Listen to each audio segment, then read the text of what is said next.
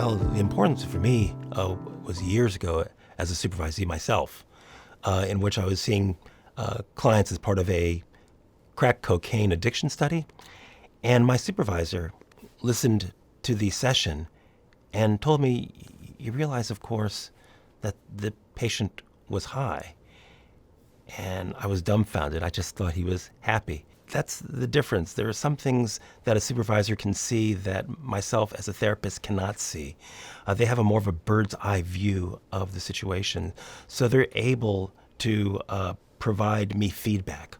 And I work to provide the same thing for my supervisees, that I can have that bird's eye view of the session as well, that I can provide them feedback on their performance, that I could look at what kind of beliefs might interfere with their ability to be as effective as they can. Therapists may often have the belief that they have to solve every single problem that the client presents.